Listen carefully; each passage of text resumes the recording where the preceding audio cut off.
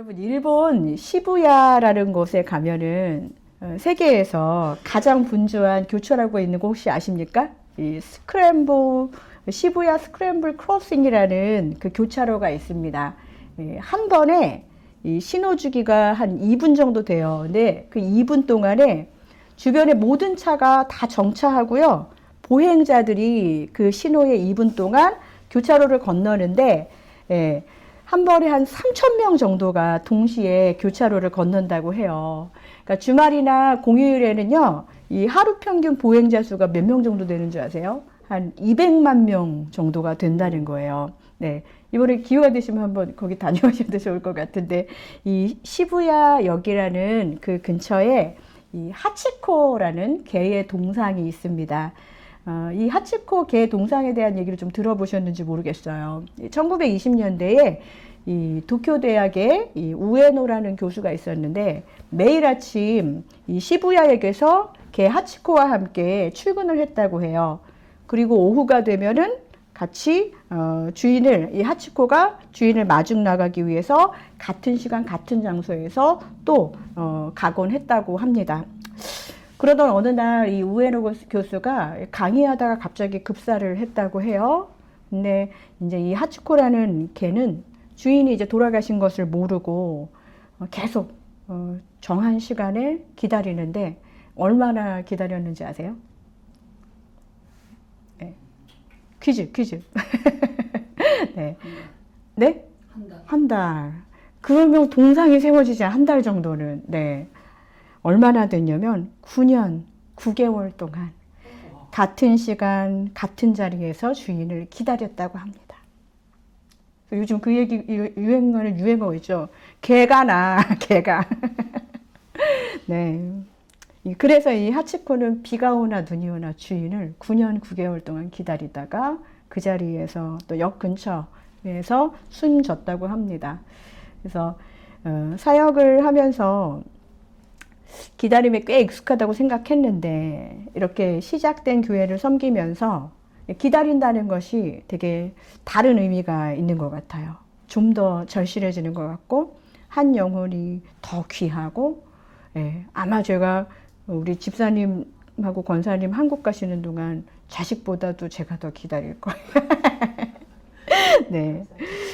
그런데 이제 나중에 기회가 되시면 이 시부야역에 가보시면은요, 그 역 근처에 이 교차로를 한눈에 볼 수 있는 비유 맛집이 있어요. 밑에 1층은 삼성전자가 있고 위에는 그 우리들의 항상 어디 가나 비유 맛집 스타벅스가 있거든요. 거기서 이렇게 시부야 이 스크램블 크로싱을 보는 게 있는데요.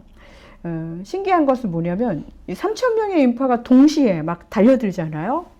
근데 저희 아이들이 이제 그곳에 가가지고 하치코 동상을 본다고 갔는데 그 많은 사람들 중에서 제가 이제 이 뷰 포인트에서 저 멀리서 이 많은 사람 중에 우리 아이들이 어디서 오나가 보이는 거예요. 제가 그렇게 모성이 다른 엄마보다 뛰어나지도 않아요. 우리 아이들이 그렇다고 막 반짝반짝 빛나지도 않아요. 그런데 저는 가까이 있는 물건도 잘 못 찾는 사람인데 그 많은 인파 속에서 내 자녀를 찾을 수 있는 엄마라는 게 되게 놀랐고요. 그때 제가 하나님은 도대체 이 많은 자녀를 하나하나 보살피시고 돌보신다는 게 어떤 의미일까? 저는 불가능하다고 생각했는데 아버지 하나님은 그게 가능하신 분인 줄 믿습니다. 저는 오늘도 여러분과 함께 이 말씀을 나누면서 본문에 이 잃어버린 아들의 비유, 우리가 탕자의 비유라고 많이 알고 있는 이 비유, 이 비유를 보면서 우리가 그냥 막연히 기다리는 것이 아니라 소망을 갖고 기다리는 아버지의 마음을 좀 생각하면서 오늘 본문을 함께 나누고자 합니다. 우리는 너무 탕자에 대해서 잘 알고 있어요. 꿈을 펼치는데 자신만만했습니다. 아버지라는 그늘이 없어도 돈만 있으면 잘할 것 같았고 또 좋은 소리도 잔소리처럼 여겼던 둘째 아들이 아버지 곁을 이제 떠나게 되는 것으로 시작되죠. 근데 인생에 대한 뚜렷한 비전이나 목적이 없이 이 둘째 아들은 손에 쥐어진 돈만 있으면 잘 살 수 있을 거라고 생각했어요. 그런데 인생은 그렇게 만만치 않았습니다. 말씀은 부자 아버지한테서 미리 상속받은 돈이 하나도 남지 않을 만큼 낭비했고 허랑방탕했다고 그렇게 기록했습니다. 근데 여기서 진짜 돈만 낭비했을까요? 시간도, 건강도, 영혼도 아주 너덜너덜해진 채 둘째 아들은 이 시간을 마주하게 된 것입니다. 더 이상 그 아들을 반기는 그런 이들이 없어요. 이제 아무것도 그에게 남아있지 않습니다. 뱃속을 채워줄 음식 하나도 남아있지 않다고 어쩜 그렇게 잔인하게 성경은 이 아들의 상태에 대해서 이야기를 하고 있습니다. 제가 주보에 이 세 가지 돌아올 것이 있다라는 것 중에 이 세 가지 포인트의 말씀을 같이 실어 놓았으니까 여러분들이 보시면서 함께 이야기를 들으셨으면 좋겠습니다. 저는 이 돌아올 것이 있다라는 이 제목 아래 한 세 가지 정도의 느낌을 한번 써봤어요. 첫 번째는 뭐냐? 배고플 때 기억이 났다. 우리 16절 말씀을 제가 읽어보겠습니다. 그가 돼지 먹는 쥐염 열매로 배를 채우고자 하되 주는 자가 없는지라. 예, 이 쥐염 열매라는 것은 이 지중해 지역에 자라는 이 콩가루의 음식이라고 해요. 여러분 딱 보고 오 메디터레니언 지중해 음식이면 뭐 웰빙 좋겠네 이거 아니에요. 그게 아니라 돼지라는 것 자체가 약사토돼, 약대, 소, 돼지, 토끼 이런 그 동물들은 유대인들이 부정하게 생각하는 동물이었습니다. 근데 이 돼지가 먹는 열매마저도 먹지 못하고 탐할 만큼 이 아들은 절망의 상태에 빠져 있습니다. 이후 아들은 어떻게 했는지 17절을 한번 읽어보겠습니다. 17절 말씀입니다. 같이 읽습니다. 이에 스스로 돌이켜 이르되 내 아버지는 양식이 풍족한 품꾼이 얼마나 많은가. 나는 여기서 줄여 죽는구나. 배를 채우고자 했을 때 이 땅에 어떤 사람도 나에게 먹을 것을 주지 않는 그때 이 아들이 어떻게 했냐면요. 17절 상반절에 보면 뭐라고 되어 있냐면 스스로 돌이켰다라는 말이 나와요. 너무 기특하지 않으세요? 이 배고픈 때에 스스로 돌이켜서 아버지를 기억했다는 거예요. 그제서야 아버지가 생각났습니다. 우리는 이 지점이 중요합니다. 우리가 우리의 자녀들에게 또 우리의 믿음 약한 성도들에게 왜 음식을 제공하나요? 왜 먹을 것을 주나요? 이거 먹고 그냥 돼지처럼 그냥 살 들여라 이게 아니잖아요. 이것을 통해서 나를 기억하고 하나님의 사랑을 기억하라고 하는 거잖아요. 이렇게 먹는 것을 통해서 아주 인간의 가장 원초적인 이 본능을 완전한 바닥을 경험했을 때 그때 이 아들이 스스로 돌이켜 생각해 보니까 아버지를 생각하게 됐다는 거예요. 배고플 때, 힘들 때, 어려울 때, 절망 가운데 위기가 닥쳐왔을 때 아버지를 기억해낸 것이 기특합니다. 저는 오늘 둘째 아들의 그 입장에서 이 둘째 아들에게 자꾸 힘을 주고 싶은 그런 설교를 하고 싶어요. 나는 여기서 줄여 죽는구나. 신세 한탄하다가 그냥 죽는 것이 아니라 아버지를 기억했다는 거예요. 그냥 그 이후에 어차피 죽을 거 미리 죽어야지 하고 잘못된 생각을 하는 것이 아니라는 거예요. 그러면서 18절 말씀 보겠습니다. 같이 읽습니다. 내가 일어나 아버지께 가서 이르기를 아버지 내가 아버지께 저를 지었사오니 아직은 아버지께 가지 않았어요. 근데 돈을 주고 나갈 때는 아무런 인생의 계획 없이 그냥 돈만 있으면 된다고 나갔거든요. 근데 스스로를 돌이키면서 이제 아버지를 찾아갔을 때 본인이 어떻게 해야 될지에 대한 시뮬레이션을 하고 있습니다. 아들은 일어나서 아버지께 가기로 결정했습니다. 지금 줄여 죽는구나로 끝나는 것이 아니라 일어나서 아버지께 가고 나는 이렇게 말을 해야 되겠어 라고 말한 첫 번째가 뭐였냐? 내가 하늘과 아버지께 죄를 지었습니다. 사방으로 우겨쌈을 당하고 설 자리가 없고 아무도 나를 반겨주지 않는 것 같은 이 생각과 감정이 나를 누르고 있을 때 기억할 수 있는 믿음과 이 돌아갈 수 있는 용기, 이것이 진짜 우리에게 있어야 합니다 라고 말하고 싶은데 사실 그것이 있기가 쉽지 않아요. 그러나 기억이라도 할 수 있게 우리가 지금 조금 넉넉할 때 하나님을 잊지 않고 하나님의 자리를 기억하게 해달라고 기도하십시오. 이 자녀가 지금 이 아들이 밖에 나가서 이러고 있을 때 아버지가 무엇을 위해서 기도했겠습니까? 이 자리를 아빠를 기억할 수 있게 가정을 기억할 수 있게 기도하지 않았겠습니까? 우리는 그저 무작정 기다리는 것이 아니에요. 기다림 그 안에 이 자리를 기억하게 하나님의 자리를 기억하게 그리고 그렇게 기도해놓고 확 이사가 버리면 안 돼요. 그쵸? 아버지의 집은 아들이 떠난 이후에도 계속 그 자리에 머물러 있었습니다. 돌아갈 곳이 움직이거나 이사가지 않았어요. 돌아가기로 작정한 아들은 가서 자기 변명이나 남을 헐뜯는 그런 이야기를 하는 대신에 내 잘못을 이야기하기로 작정했습니다. 이제 아버지에게로 돌아가기 전에 마음과 생각과 의지를 새롭게 하는 그 준비를 아들이 아버지께 하고 있는 거예요. 여러분 이 지점을 잘 기억하시기 바랍니다. 내가 무언가를 할 때 좀 생각 없이 그냥 나가서 실패했어요. 근데 실패가 이 세상의 끝이 아니잖아요. 다시 내가 성공을 위해서 다시 뭘 하겠다가 아니라 스스로 돌이켜서 나의 생각과 감정과 의지가 움직이는 이 과정, 둘째 아들의 이 회개의 과정, 돌아가는 과정, 이 자체가 우리가 기다리면서 이렇게 되겠지, 이것을 위해서 기도해야지 라고 생각해야 되는 그 내용이라는 것입니다.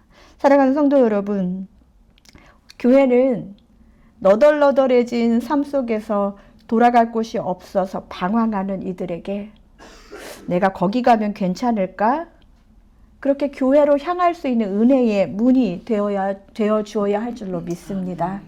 우리는 한 사람 한 사람이 움직이는 교회들이잖아요. 그냥 여기 문만 열어놓는다고 되는 게 아니에요. 우리 교회 왜 빨리 부흥이 안 되지? 우리 교회 왜 자꾸 사람들이 우리 교회 좋은데 왜 안 오지?가 아니라 우리가 세상 속에서 은혜의 문이 되어줘야 합니다. 방황하는 영혼들이 많다는 얘기는 하잖아요. 그런데 그 영혼에 대해서 그 영혼이 돌아오기까지 우리가 얼마나 기도하고 얼마나 그들을 기다리면서 기도하고 있는지요. 배고플 때 내 모든 감각이 무감각해지고 무기력해질 때 우리는 혼자가 아닙니다. 도와줄 이 아무도 없을 때 하나님의 공동체가 기억나는 진정한 교회가 되기를 원합니다. 여러분만 그렇게 돼야 된다는 것이 아니라 배고플 때 언제든 연락하십시오. 저도 지금 꼬록꼬록 하는데요. 배고플 때 이 사람, 이 교회, 이 공동체 찾아가면 내가 밥 먹으면서 위로받을 수 있지 않을까? 하나님의 사랑에 시작되는 은혜의 문인 줄 믿습니다. 돌아갈 곳이 있는 자들에게 먹을 것을 그리고 와서 먹이면서 진정한 생명의 양식을 공급해 주는 우리 아이아라 교회 되도록 기도해 주시기를 부탁드립니다. 네, 돌아갈 곳이 있다. 두 번째 제가 생각한 정리한 내용은 뭐냐? 우리 두 번째 같이 한번 읽을까요? 시작. 자격은 없지만 관계가 끊어지지 않았다. 네, 자격은 없지만 관계가 끊어지지 않았다. 이 말은 아들의 입장에서 한 이야기입니다. 아버지께로 돌아가기로 작정한 둘째 아들은 이전처럼 그냥 맹목적이고 마구제비로 돌아갈 것을 결정한 것이 아니었어요. 우리 아들의 마음이 어떻게 준비되고 있는지 이 본문에 잘 나와 있습니다. 저는 이것도 아버지의 기도 안에서 아들이 이렇게 스스로를 돌이킨 이후에 이 일을 할 수 있었다고 생각해요. 우리 19절 말씀 함께 읽겠습니다. 시작. 지금부터는 아버지의 아들이라 일컬음을 감당하지 못하겠나이다. 나를 품꾼의 하나로 보소서 하리라 하고. 네, 지금 아들은요, 자기가 이제는 돌아가면 아버지의 아들의 자격을 상실했다고 생각해요. 아버지께로 돌아가기 전에 자신의 자격을 규정합니다. 뭐라고 규정했나요? 품꾼. 네, 나는 아들 자격은 없어. 그러나 품꾼 정도 가서 일해야 되겠다. 우리 이런 말 자녀들한테 해보신 적 있으신가요? 너는 내 아들이 될 자격이 없어. 너는 내 딸이 될 자격이 없어. 그래, 그 정도 해야지 내 아들이지.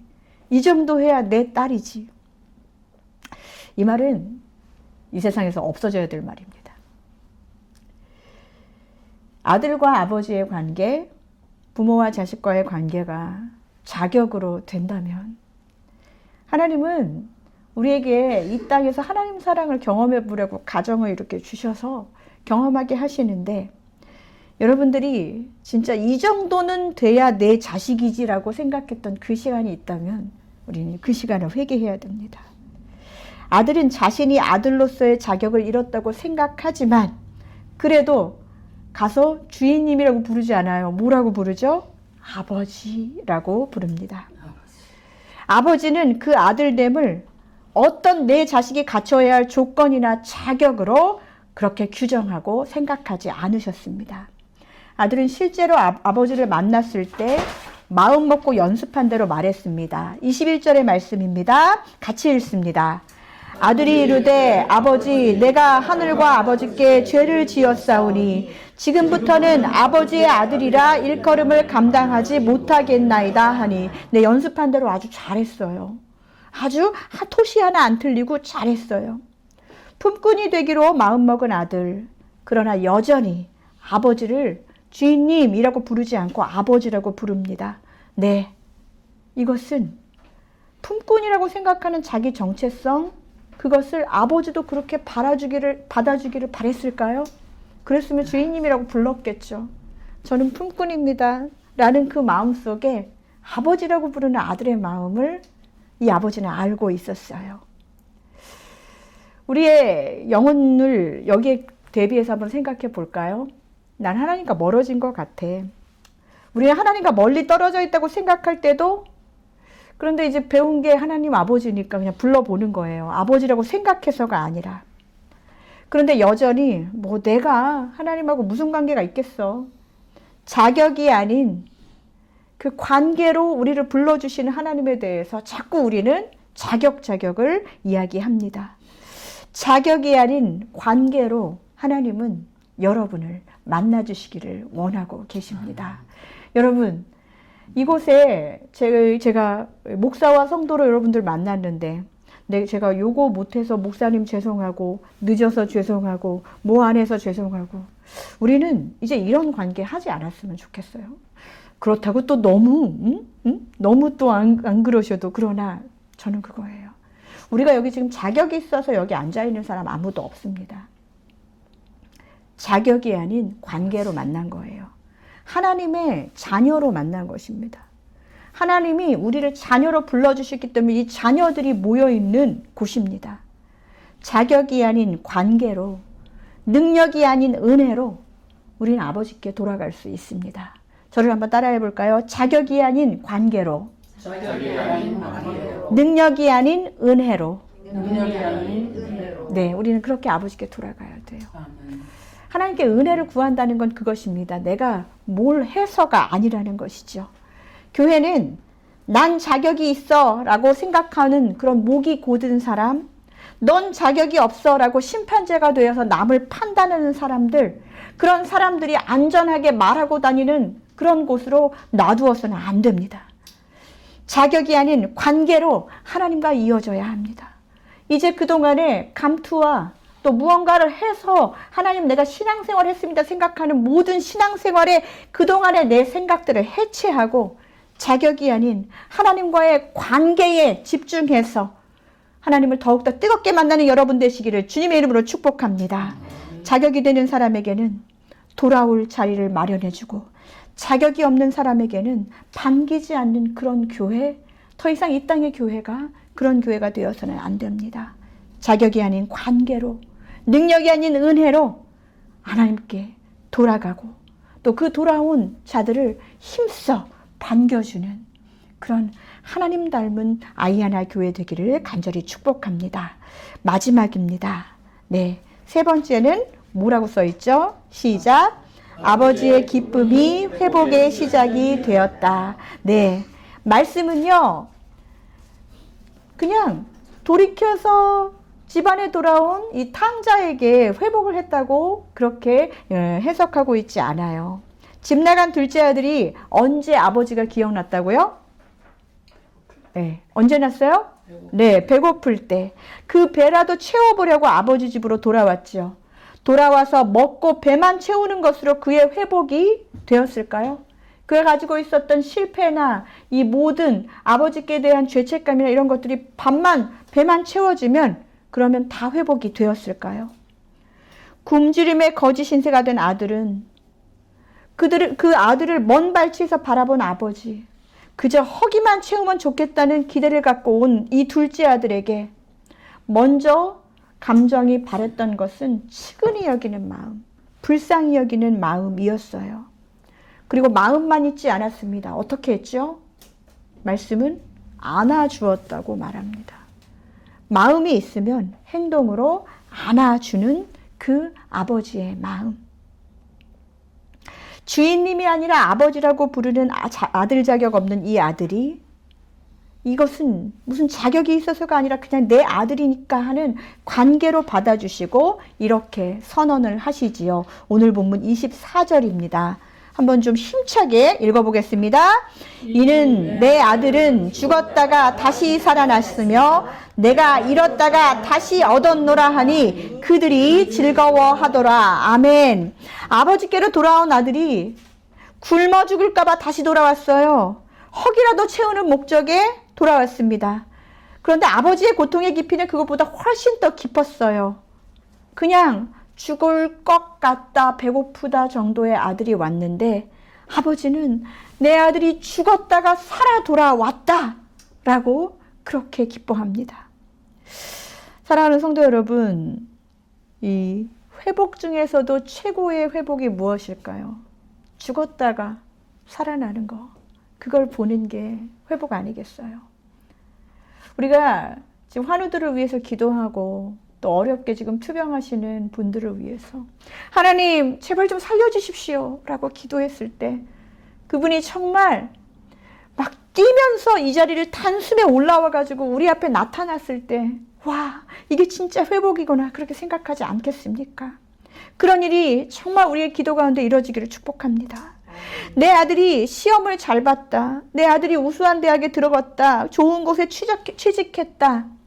이런 내 자식됨을 얻어서 아버지가 지금 기뻐하는 게 아니라는 거예요.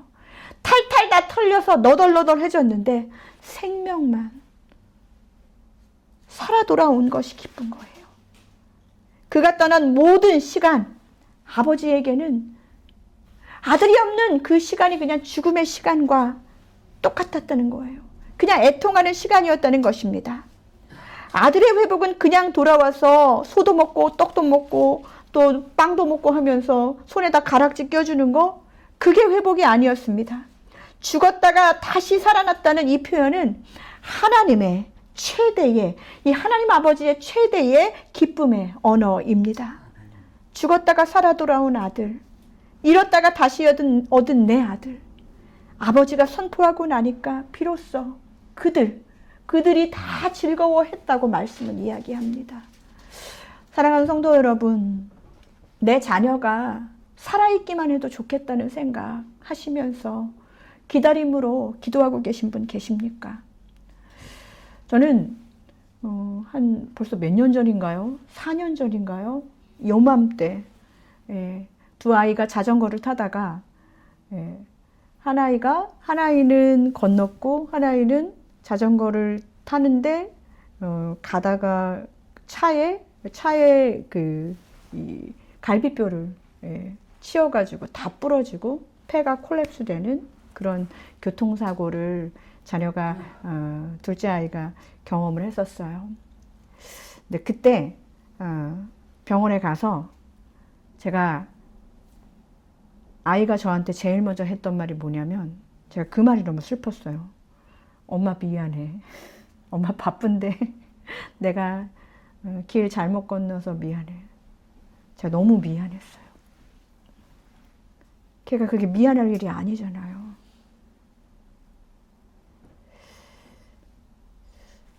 자격이란 말, 너는 내 딸 자격이 없어 이런 말을 말로 하지 않았는데도 어느덧 이 세상 속에서 아이가 등급이 매겨지고 점수가 매겨지고 하면서 칭찬받고 또 받지 못했던 그 모든 것들이 내가 엄마에게, 아빠에게, 부모에게 기쁨이 되는 자녀가 돼야지. 이 세상이 그걸 가르치는 것 같아요. 저도 그랬겠죠. 근데 다 부러지고 아파서 정신도 못 차리는 아이가 저에게는 그냥 살아있는 것만이, 제발 어디 좀 터지지 않고 이 뼈가 잘 붙었기만 했으면 좋겠다는 그 마음이, 제가 그 자녀에게 어떤 기대를 안 하더라도 그냥 하나님 혹시 병신이 되더라도 제가 이 자녀를 살려주셨으니까 끝까지 사랑하겠습니다. 근데 그런 시간이 돼서 살아났어요. 다 회복했어요. 근데 여전히 저는 제 자녀에게 그때 살려만 주시면 감사하겠습니다라는 그 기도보다 이제 살았으니까 이것도 좀 잘했으면 좋겠고 저것도 좀 잘했으면 좋겠고 하면서 내 자녀로서의 자격을 갖춘 자녀가 되게 해주십시오라고 자꾸 기도하는 제 모습을 보게 됩니다. 아버지는 아니었어요. 살아있는 것만으로도 기뻐하시는 분이 우리의 아버지이신 줄 믿습니다. 하나님 아버지는 우리가 그냥 주님 앞에 돌아오는 것 자체로 좋아하세요. 네가 뭘 했고, 네가 어떻게 살았고, 네가 어떤 어워드를 받았고, 네가 어떤 자격이 있고, 그걸 하나하나 따지시면서 우리를 받아주시는 게 아니라 네가 그래서 돌이켜 살아 돌아왔어? 나 너무 기뻐. 하나님의 기쁨은 이런 것입니다. 우리는 이 잃어버린 아들, 이 비유에서 하나님의 기쁨을 발견해야 합니다. 이게 진짜 회복이에요. 자녀가 무언가 도전해서 실패해서 왔어요. 그때 그냥 눈물로 안아주면서 네가 건강하고 함께하는 것으로 내가 기뻐라고 했을 때 자녀는 비로소 그때 회복이 됩니다. 우리는 잃어버린 아들의 비유 속에서 하나님의 기쁨을 발견하며 내가 어떤 기쁨으로 부모로서 살았는지를 돌아봐야 됩니다. 우리가 어떤 성취감을 주는 자녀를 기뻐했는지를 회개해야 합니다. 우리는 교회 안에서도 무언가를 잘하는 성도들에게 그것 때문에 기뻐했던 그 마음을 하나님의 기쁨으로 바꾸는 그 작업을 해야 됩니다. 하나님의 기쁨은 이 품꾼 정도로 만족하며 밥이나 얻어먹으면 좋겠다고 생각하는 이 탐자의 정체성을 아들의 정체성으로 완전히 바꿔주고 확인시켜 줬습니다. 그래, 내가 하나님의 아들이야. 내가 하나님의 딸이야. 하나님의 기쁨이 먼 발치에서 품꾼들이 지내는 방에 쭈그리고 그렇게 잘 계획을 갖고 있었던 아들에게 아니야, 네가 있어야 할 곳은 그 방이 아니야. 내 품으로 와. 아버지와 함께하는 진짜 내 자리를 알게 해주는 것이 하나님의 사랑입니다.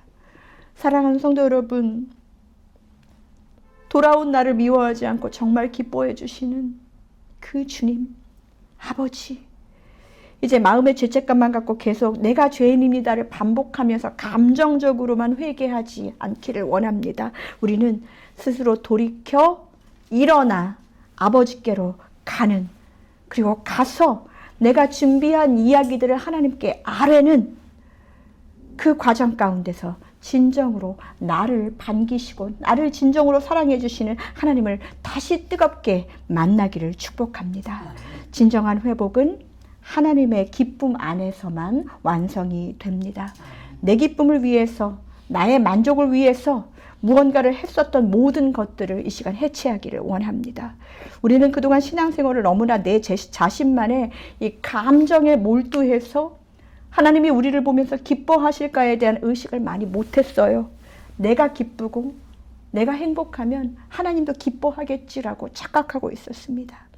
여호와의 인자하심과 성실하심이 아침마다 새로운데 우리는 이 땅에 얼마나 그 하나님의 인자하심과 성실하심을 은혜의 선물을 이 땅에 하고 있었습니까? 요즘 혹시 조금 지쳐 계신 분 계십니까? 내가 아닌 것 같이 자신을 잃어버린 분, 아버지 앞에 설 자격이 없다고 느끼시는 성도님 계십니까? 그냥 이것을 기억했으면 좋겠습니다. 따라하십시오. 돌아갈 곳이 있다. 돌아갈 곳이 있다. 네, 우리가 돌아갈 수 있는 아버지의 집이 있습니다. 그리고 이 땅의 아버지의 집, 교회가 방황하는 영혼들의 돌아갈 곳이 되어야 하고 우리 아야나 교회가 그 일을 감당하기를 원합니다. 고난 중에 떠오르는 하나님의 집, 자격을 따지지 않고 기다리시는 아버지, 그리고 나를 회복시키는 아버지의 큰 기쁨. 하나님 오늘도 우리를 기다리고 계신데 주님께 돌아온 여러분들 계속해서 이곳으로 하나님의 전으로 영혼을 되돌리고 또 함께 나아오는 사역에 같이 동행해 주시기를 부탁드립니다.